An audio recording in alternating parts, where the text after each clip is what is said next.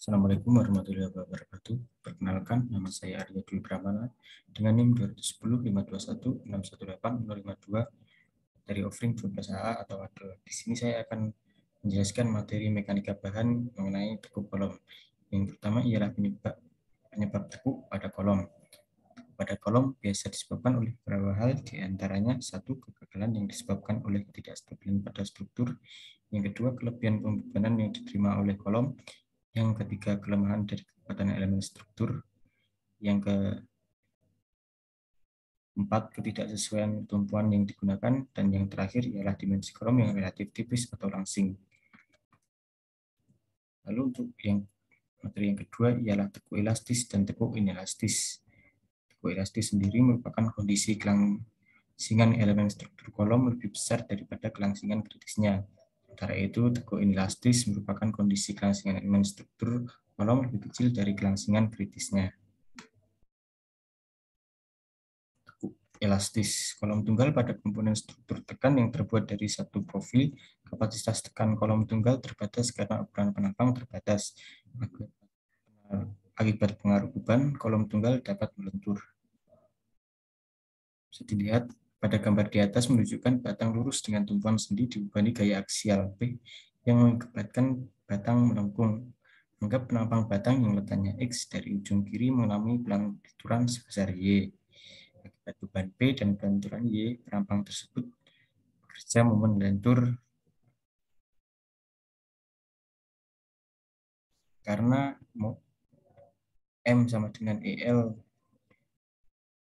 D kuadrat Y per DX kuadrat, maka persamaan di atas menjadi EL sama dengan D kuadrat Y per DX kuadrat sama dengan minus PY, atau D kuadrat X per DX kuadrat sama dengan minus P per EL kali Y.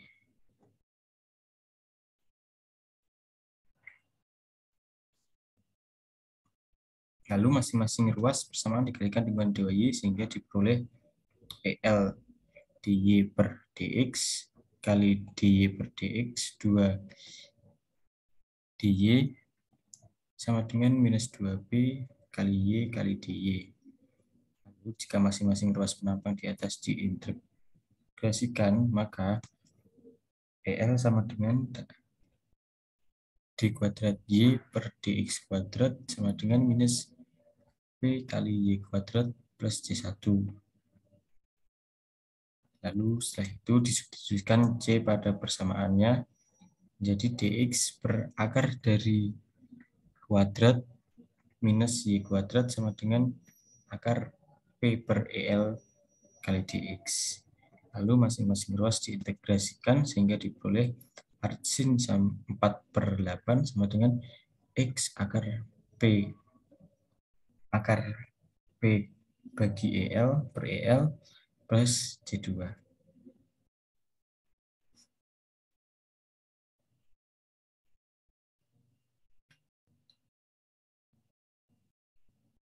Lalu yang kedua, tekuk inelastis. Yang pertama ialah teori modulus tangan menggeser 1889 karena kolom dengan panjang yang umum tertekuk pada saat sejumlah seratnya menjadi inelastis, maka modulus elastisitasnya ketika tertekuk lebih kecil dari harga awalnya. Menurut Enggeser, kolom tetap lurus sampai saat sebelum runtuh dan modulus elastisitasnya pada saat runtuh adalah tangan sudut garis singgung pada kurva tegangan-regangan. Beban kritis yang digunakan sama persis dengan tekuk elastis. Perbedaannya adalah dengan mengganti modulus elastis E dengan modulus tangan EL, sehingga FER sama dengan P kuadrat PT per KL per R pangkat 2. Menurut Pados Bajoyo 1992, tegangan kritis maksimum untuk tekuk inelastis ditetapkan sama dengan tegangan leleh, sehingga dengan mengasumsikan bahwa FER sama dengan FY, maka nilai modulus tangan FT sama dengan EL sama dengan FY KL per R akar 2 per P kuadrat. Yang kedua, teori modulus reduksi. Jasinski mengkritik bahwa pembalikan regangan yang terjadi pada batang tidak ikut diperhitungkan, sehingga muncul teori baru yaitu teori modulus. Bisa dilihat gambarnya. Adapun persamaan modulus tereduksi ialah ER sama dengan 4E kali ET per akar E plus akar ET pangkat 2 menjadi ER sama dengan 2E kali ET per E plus ET. Teori tangan modulus selalu memiliki nilai yang lebih kecil dibanding teori modulus reduksi. Alasan teori modulus tangan memiliki nilai lebih dekat dengan kondisi aslinya dengan menggunakan dua bidang kolom ideal.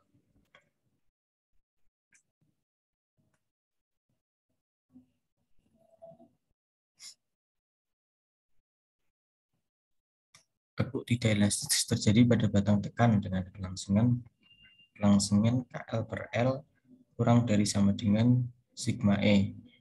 Tegangan kritis untuk tekuk tidak elastis umumnya diturunkan dari hasil penelitian. Tegangan kritis maksimum diturunkan sama dengan tegangan leleh. Bentuk persamaan tegangan kritis Isaac FER sama dengan FI minus K dikali KL per R pangkat N, dengan K dan N adalah konstanta. Lalu turunan persamaan di atas ke perubahan KL dFER per dKL per R sama dengan minus K kali N kali KL per R pangkat N minus 1.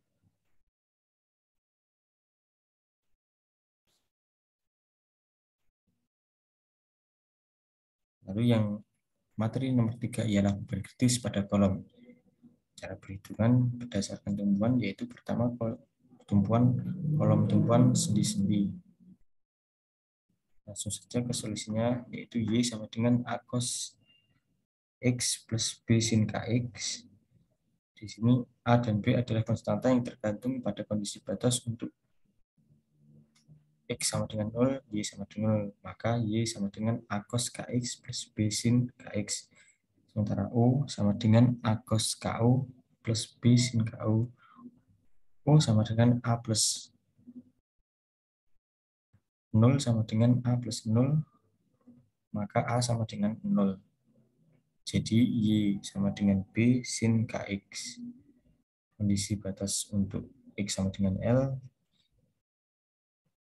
Y sama dengan 0, maka Y sama dengan B sin KX, 0 sama dengan B sin KL, B tidak boleh sama dengan 0, 0 sama dengan sin KL, KL sama dengan B, KL kuadrat, L kuadrat sama dengan B kuadrat, maka K kuadrat sama dengan B kuadrat per L kuadrat.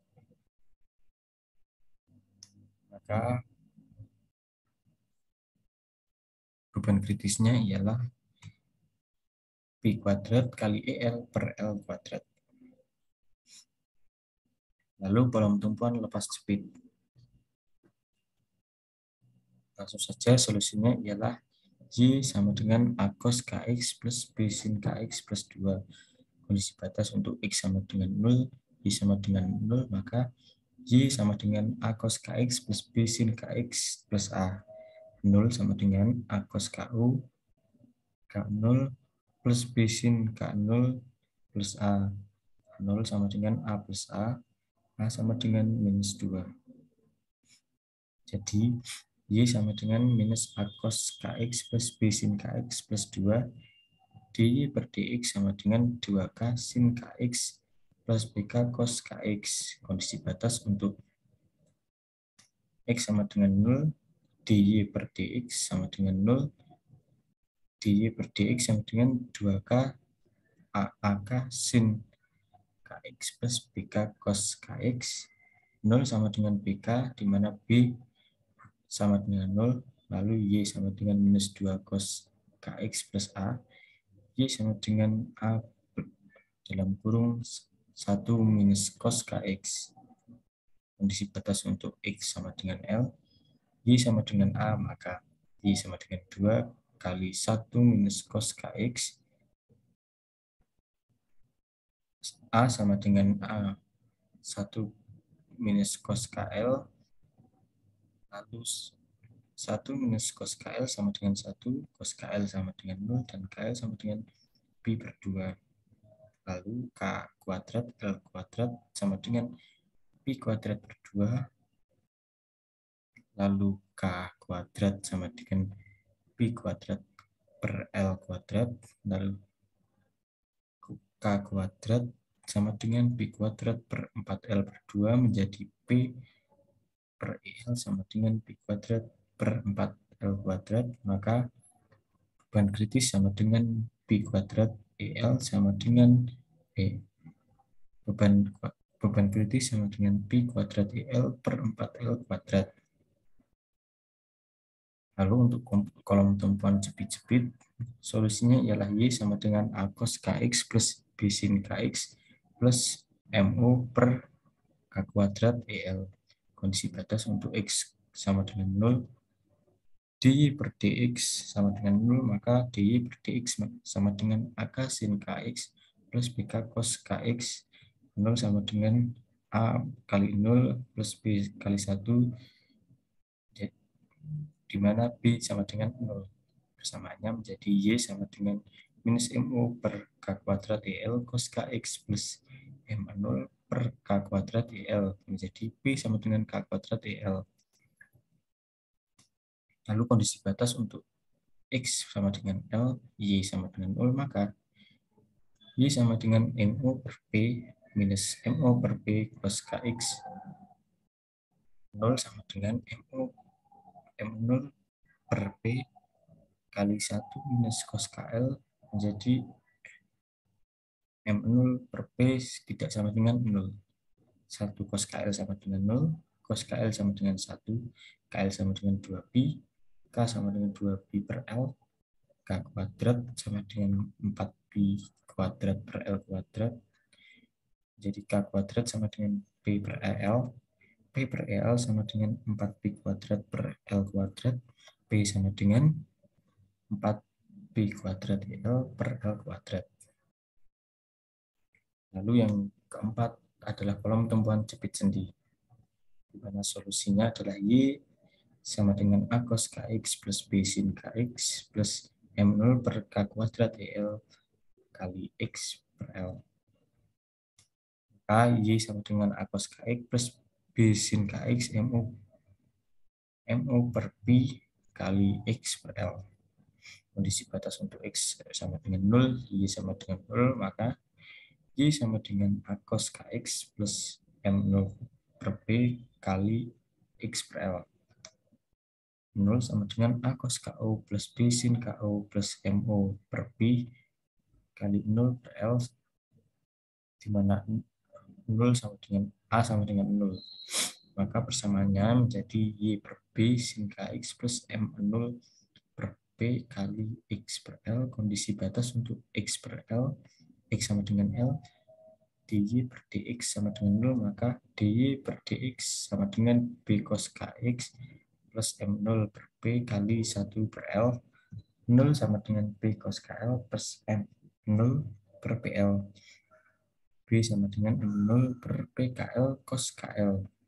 Maka persamaannya menjadi Y sama dengan minus M0 per PKL cos KL sin KX plus MO X per PL. Y sama dengan MO per P dikali X per L minus sin KX per KL cos KL.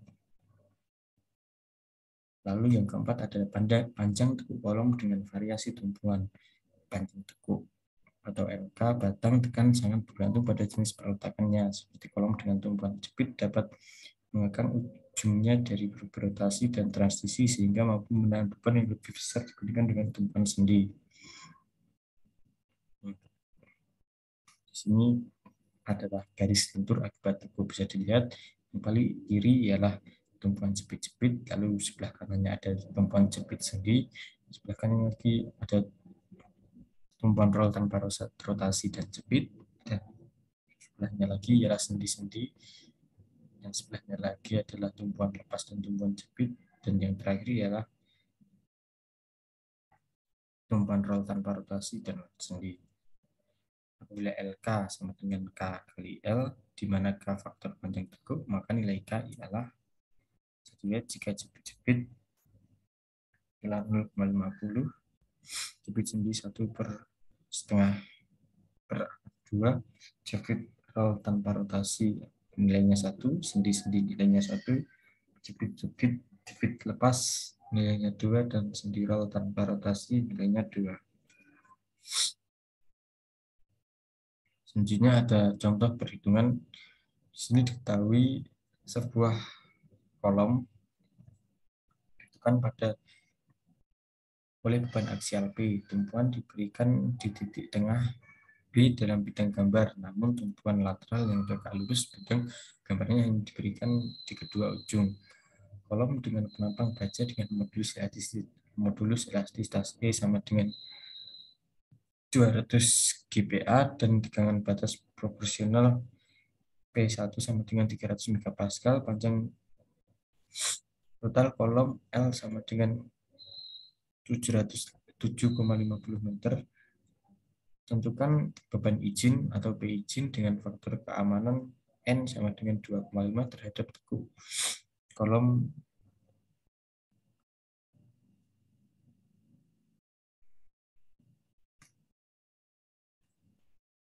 pertama-tama diketahui, yaitu IX sama dengan 47.800 cm pangkat 4, lalu I-nya 2.140 cm pangkat 4, lalu A-nya adalah 114,2 cm kuat persegi. Jawab. Diperhatikan dari tumpuannya, kolom dapat menentukan di dalam suatu batang yang terutama. 1. Kolom dapat menekuk dalam bidang gambar di mana jarak antara tumpuan lateral setengah sama dengan 3,75 meter dan lenturan terjadi di sumbu 22. Yang kedua, kolom dapat menekuk tegak lurus di bidang gambar dengan lenturan terhadap sumbu 1 dengan jarak antara tumpuan lateral yaitu 7,5 meter. Lalu dicari beban kritisnya. Jika kolom menerus di dalam bidang gambar, maka beban kritis sama dengan P kuadrat kali EL kuadrat per L per 2 kuadrat. Maka hasilnya P kuadrat kali 200.000 kali 2140 dikali 10 pangkat 4 per 3750 kuadrat. Lalu nilainya ialah ketemu 3003,868 Newton, atau jika dikonversi menjadi kilonewton maka hasilnya adalah 3003. Jika kolom menekuk tegak lurus pada gambar, maka beban kritisnya sama dengan P kuadrat EL per L kuadrat.